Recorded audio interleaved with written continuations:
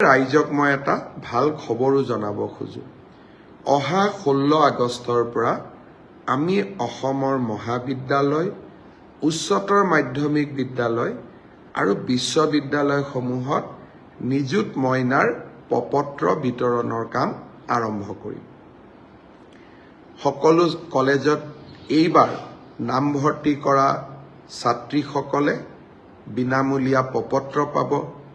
এই প্ৰপত্ৰসমূহ পূৰণ কৰি তেওঁলোকে আমাক 10 বা 12 ছেপ্টেম্বৰৰ ভিতৰত প্ৰপত্ৰসমূহ উভতাই দিব। মোৰ মনত ইচ্ছা আছে যে নিযুত মইনা আঁচনিখনৰ প্ৰথম ধন আমি যাতে 1 অক্টোবৰত ৰাইজৰ ছোৱালীসকলৰ আমাৰ কন্যা সন্তানসকলৰ একাউণ্টলৈ আমি পঠাব পাৰোঁ। অৱশ্যে আপোনালোকেও জানে যে নিযুত মইনা আঁচনিখন হ'ল চাইল্ড মেৰেজৰ বিপক্ষে লোৱা এখন আঁচনি, অৰ্থাৎ জেণ্ডাৰ জাষ্টিছৰ কাৰণে লোৱা এখন আঁচনি। সেইকাৰণে ডিগ্ৰী পৰ্যায়লৈকে যিসকল ছাত্ৰী কলেজত যায় কিন্তু তেওঁলোকৰ ইতিমধ্যে বিয়া হৈছে, তেওঁলোকে আঁচনিখনৰ সুযোগ নাপাব। অৰ্থাৎ পোষ্ট গ্ৰেজুৱেটত বিয়া হোৱা ছোৱালীয়েও এই আঁচনিখনৰ সুবিধা পাব, কিন্তু হায়াৰ ছেকেণ্ডেৰী আৰু ডিগ্ৰীত বিয়া নোহোৱা ছোৱালীৰ বাবেহে এই আঁচনিখন মুকলি হৈ থাকিব। মোক কেতিয়াবা ল'ৰাসকলে সোধে যে মামা আমাৰ কাৰণে একো আঁচনি নাই নেকি? চাইল্ড মেৰেজৰ বিপক্ষে লোৱা আঁচনি এখনত মই ছোৱালীসকলকে অন্তৰ্ভুক্ত কৰিব লাগিব, ল'ৰাক অন্তৰ্ভুক্ত কৰিব নোৱাৰোঁ। কিন্তু ল'ৰাসকলৰ কাৰণেও মই কি কৰিব পাৰোঁ মই চিন্তা কৰি আছোঁ, আৰু সময়ত মই মোৰ ল'ৰা ভাগিনসকলকো মই ভাল খবৰ শুনোৱাম। আজি মাত্ৰ ইংগিতটো দি থৈ দিলোঁ, আমি ছোৱালীৰ লগতে মোৰ ল'ৰা ভাগিনসকলৰ কাৰণেও মই নিশ্চয় ভাল কিবা এটা কৰিম। ৰাইজক মই এটা ভাল খবৰো জনাব খোজো। অহা 16 আগষ্টৰ পৰা আমি অসমৰ মহাবিদ্যালয়, উচ্চতৰ মাধ্যমিক বিদ্যালয় আৰু বিশ্ববিদ্যালয়সমূহত নিযুত মইনাৰ প্ৰপত্ৰ বিতৰণৰ কাম আৰম্ভ কৰিম।